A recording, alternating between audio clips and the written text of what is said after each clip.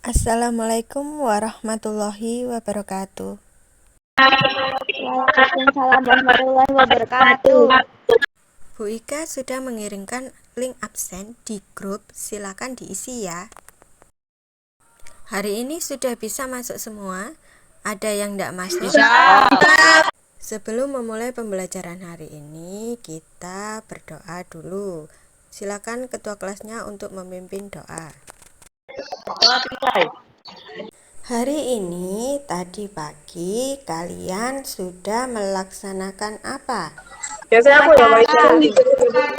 Upacara bendera. Iya, betul sekali, upacara bendera.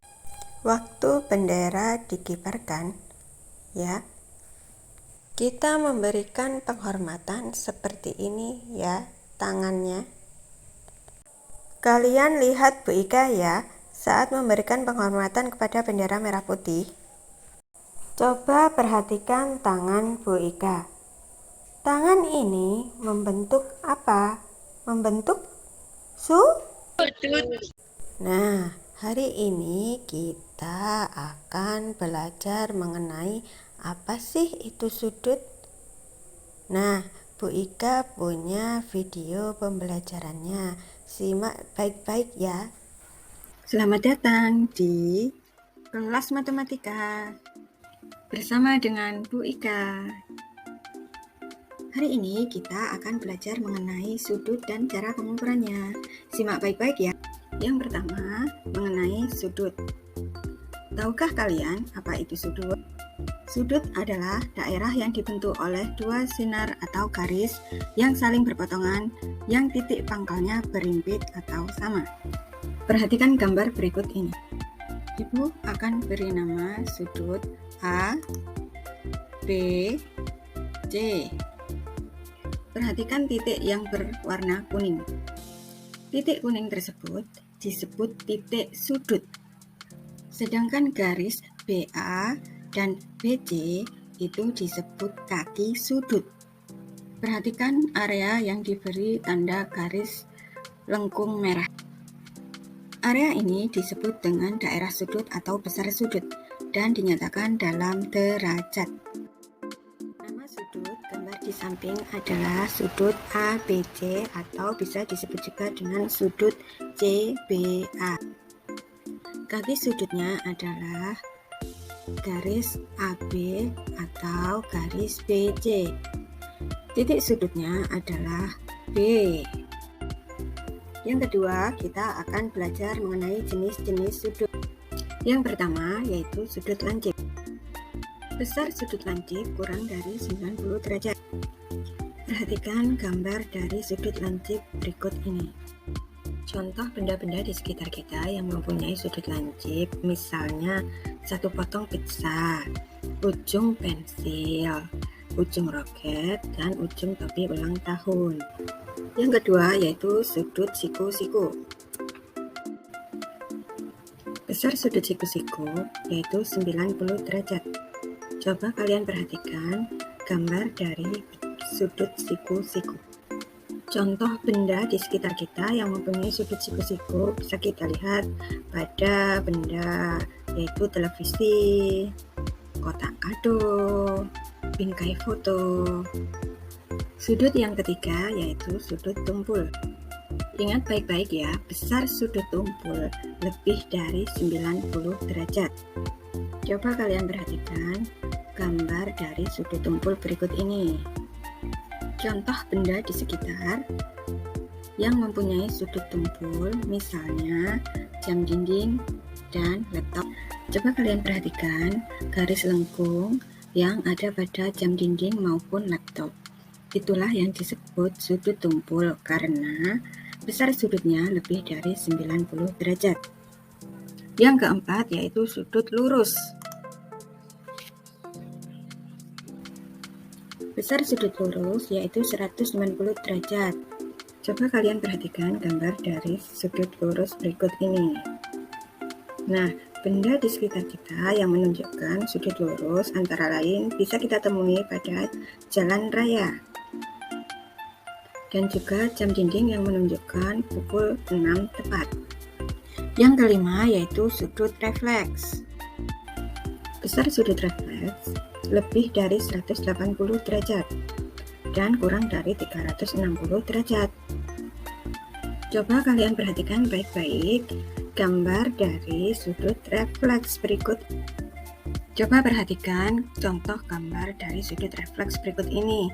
Ada jam dinding dan bangun datar segi 5. Fokuslah pada garis lengkung pada kedua benda tersebut. Garis lengkung tersebut menunjukkan besar sudutnya adalah lebih dari 180 derajat. Kali ini kita akan belajar mengenai cara mengukur sudut. Alat yang digunakan untuk mengukur sudut yaitu busur derajat. Perhatikan busur derajat berikut ini. Garis pada tengah disebut titik pusat busur. Garis paling bawah pada busur disebut garis alas busur. Perhatikan angka 0 pada bagian dalam itu disebut skala dalam 0 derajat. Sedangkan angka 0 pada luar disebut skala luar 0 derajat. Nah, bagaimana cara mengukur sudut dengan busur? Langkah yang pertama, letakkan titik pusat busur pada titik sudut. Yang kedua, pastikan salah satu kaki sudut berimpit dengan garis alas busur atau pada 0 derajat. Perhatikan angka yang berimpit pada busur. Perhatikan gambar sudut berikut ini.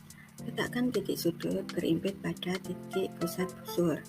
Perhatikan kaki sudut yang paling bawah. Kita hitung mulai dari angka 0 bagian dalam menuju kaki sudut paling atas dan berhenti pada angka 45. Jadi besar sudutnya adalah 45 derajat.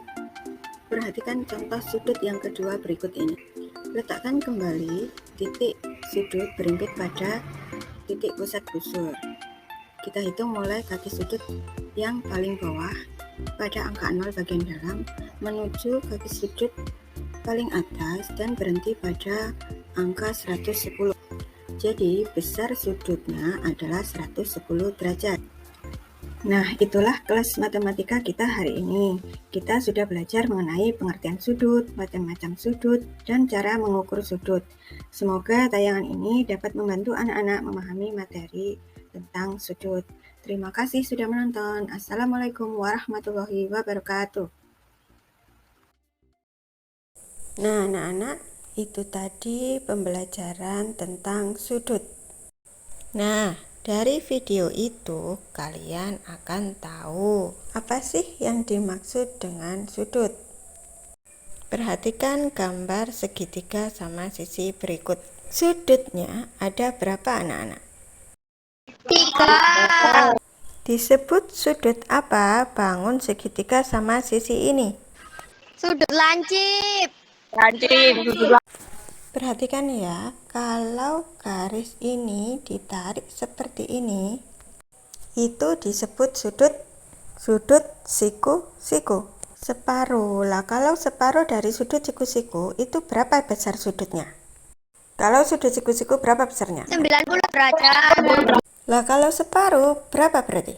45 derajat. Berapa besar jumlah sudutnya? 45 kali 3 Atau 35. Bu Ika punya bangun datar apa ini? Persegi. Jumlah sudutnya ada berapa, Nana? 4. Sudut apa ini bentuknya? Siku-siku. Sekarang Bu Ika akan membagi kalian menjadi 4 kelompok. Tugasnya adalah membuat mind mapping. Apa sih mind mapping itu? Nah, perhatikan tayangan berikut ini ya. Assalamualaikum warahmatullahi wabarakatuh. Jumpa lagi dengan Bu Ika. Hari ini kita akan belajar membuat mind mapping. Ikuti ya langkah-langkahnya. Nah, sebelum kita membuat mind map, kita pelajari dulu ya, apa itu pengertian mind map. Mind map adalah gambar dari kerangka atau peta pikiran yang telah kamu kelompokkan berdasarkan ide-ide yang ada di pikiranmu. Nah, kalian sudah biasa kok membuat itu. Nama lainnya peta pikiran atau peta konsep. Nah, ini yang pertama namanya flow map. Yang kedua yaitu circle map. Yang ketiga adalah bubble map. Pertama, tugas kalian yaitu carilah gambar di majalah, koran, atau internet boleh. Gambar tersebut harus dapat dikaitkan dengan jenis-jenis sudut yang sudah kita pelajari. Misalnya di sini Bu Ika punya gambar pensil, pizza, jam dinding, jalan raya, laptop. Nah, kemudian gunting gambar tersebut sesuai pola. Nah, langkah yang kedua, kalian harus membuat sketsa mind map-nya. Berikut ini contoh mind map yang sudah Bu Ika buat. Nah, ini adalah mind map yang Bu Ika buat. Kalian bisa membuat mind map sesuai ide kreatif kalian. Bekerja samalah dengan kelompok masing-masing dan buatlah mind map sebagus mungkin. Selamat mengerjakan, semangat ya anak-anak. Nah, itu tadi tugas kalian membuat mind mapping. Sudah jelas? Kemudian Google Meet-nya akan Ibu matikan. Kalian bisa kerja kelompok di rumah siapa begitu ya. Kemudian saat pengerjaannya nanti kalian fotokan, kemudian kalian upload di laman Facebook masing-masing atau di Instagram. Instagram juga boleh.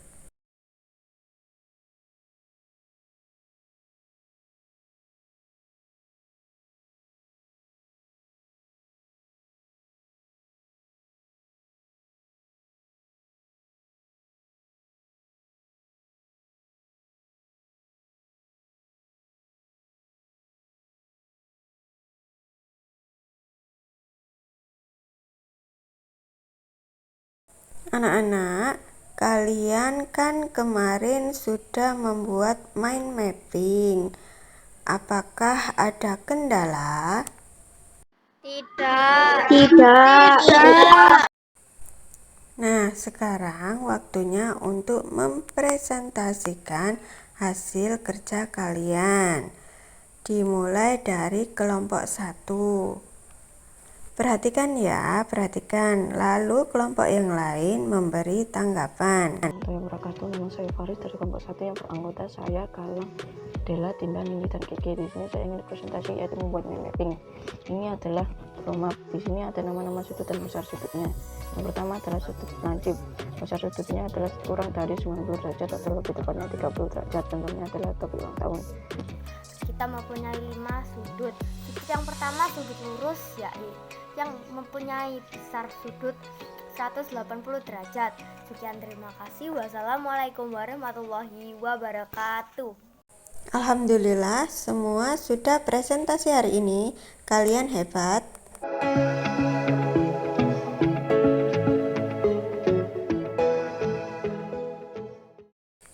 Pembelajaran hari ini akan Ibu Ika akhiri.